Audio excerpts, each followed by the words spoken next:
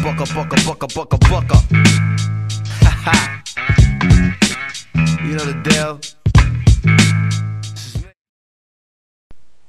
We're going to talk about with exponents is dividing powers. So we've talked about multiplying powers that have the same base. Now we're going to talk about dividing powers that have the same base. Before we talk about that, let's just explore the relationship between multiplication and division. So here on the board, I've written a question that has both multiplication and division in it.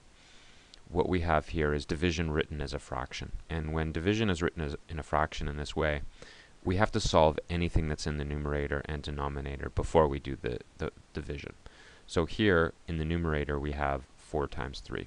We have to solve that before we do the division question. So when we solve 4 times 3 we get 12, and then we still have the divided by 4. Well, 12 divided by 4 is 3. So what we can see here is, in this example, we have a case where we're multiplying and dividing by the same number. We're multiplying by 4 and then dividing by 4. When we multiply and then divide by the same value, those two operations essentially cancel themselves out. This makes 1. And 1 times 3 is 3. And you can see that's the answer that we ended up with. We can do another example of this. Suppose we have 5 times 2 and then divided by 5. Well, again, if we follow order of operations, we have to solve everything in the numerator here. 5 times 2 is 10, and then we still have our divided by 5. 10 divided by 5 is 2. So once again here, we can see that multiplying by 5 and dividing by 5, those two operations are opposite, and opposite operations really cancel each other out. We end up with 2 as our final answer. Again, it's important to note here that when these values cancel out in this way, the number that's created there is 1. So let's explore this relationship when we have exponents involved. So here I've written a question, 3 to the power of 5 divided by 3 to the power of 3. As we talked about in the last lesson, an exponent is an indicator of repeated multiplication. So 3 to the power of 5 means we multiply 3 by itself 5 times. 3 to the power of 3 means we multiply 3 times itself 3 times. So what I'm going to do is I'm going to rewrite this question showing those powers as repeated multiplication. So here we have 3 to the power of 5 written as 3 times 3 times 3 times 3 times 3 in our numerator. That's 3 times itself 5 times. And in the denominator we have 3 times itself 3 times. So that's 3 to the power of 3 written as repeated multiplication. Well, as we saw in the previous two examples, when we multiply by 3 and then divide by 3, that essentially cancels itself out. So what we can do here is cancel out this multiplying by 3 and dividing by 3, as well as this one, as well as this one. And again, we have to understand that when we cancel out these values in this way, the value we end up with is 1. So what we end up with here is, in the numerator, 3 times 3, and in the denominator 1. So 3 times 3 over 1. Well, now what I want to do is go ahead and write this as a power instead of as repeated multiplication. And what we have here is 3 times itself 2 times, divided by 1. If I'm going to write that as a power, that would be 3 to the power of 2 over 1, which is just 3 to the power of 2.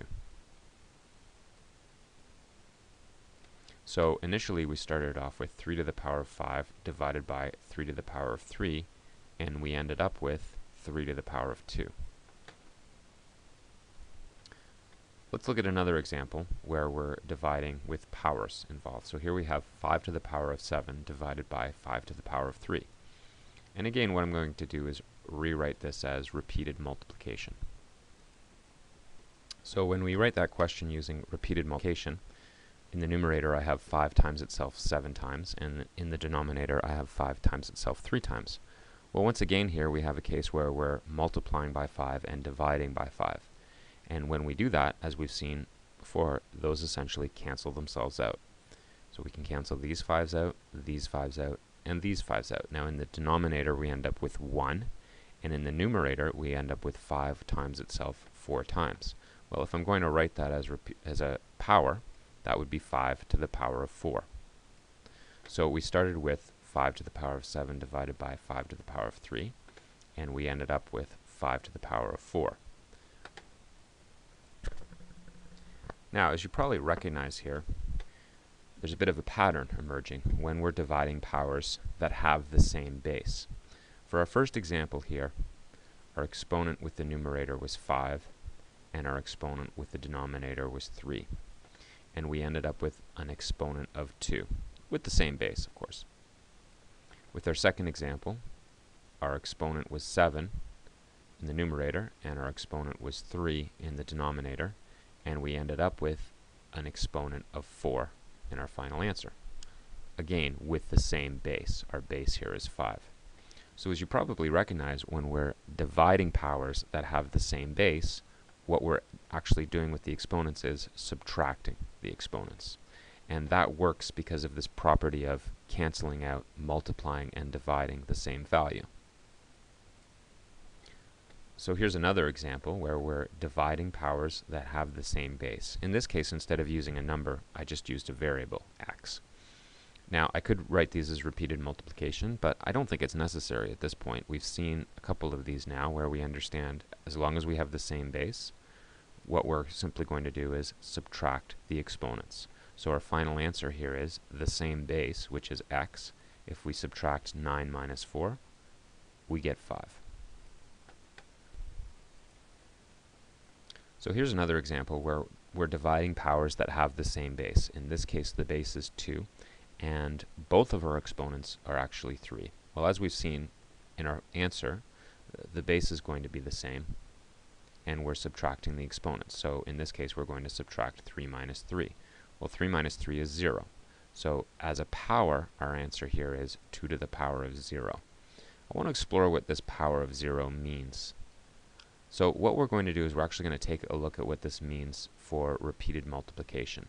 So if we look back at the original question, 2 to the power of 3 divided by 2 to the power of 3, I'm going to rewrite that as repeated multiplication. So when I write that as repeated multiplication, it's 2 times itself 3 times in the numerator and 2 times itself 3 times in the denominator. And as we've seen, when we multiply by 2 and divide by 2, those two things cancel themselves out. So here we have a case where they're all being canceled out. And as I've discussed, when those values canceled out, they make the number 1. So what we end up with here is 1 in the numerator and 1 in the denominator. Well, 1 divided by 1, 1 over 1 equals 1. So 2 to the power of 0 actually equals 1. And because of this property, anytime we have an exponent of 0, the answer to that is always 1. So if we had 12 to the power of 0, 12 to the power of 0 is 1. And that's because of this property of dividing, where multiplying and dividing by the same number cancels itself out and makes 1. It's important to note that this property of subtracting the exponents only works if we have the same base. So here, for example, we have 2 to the power of 3 divided by 5 to the power of 3. Well, if I'm going to rewrite that as repeated multiplication, 2 to the power of 3 means 2 times itself 3 times. 5 to the power of 3 means 5 times itself 3 times. This is a case now where we don't have any values that we can cancel out because we're not multiplying and dividing by the same number. So there's really nothing you can do to simplify this except rewrite it as powers. Because we have different bases here, this property of subtracting the exponents does not work. The property of subtracting the exponents only works if you have the same base. So to finish off our lesson today, I want you to try a couple of questions. Each one of these is a division question where you're dividing a power with the same base. For each question, you should have 2 answers. I want you to write one answer that's a power, in other words, a base with an exponent, and then your second answer should be in standard form, in other words, the answer to that power. So let's do the first one together. For example, here we have 7 to the power of 5 divided by 7 to the power of 3. As we've seen, when we have the same base and we're dividing, we subtract the exponents. So as a power, this would be 7 to the power of 2. in standard form means the actual answer to that. So 7 to the power of 2 means 7 times 7, which is 49. So there's the answer to the first one. You go ahead and do number 2 and number 3, answering each one as a power and in standard form. If you're able to do that, congratulations, you now have a firm understanding of dividing powers with the same base.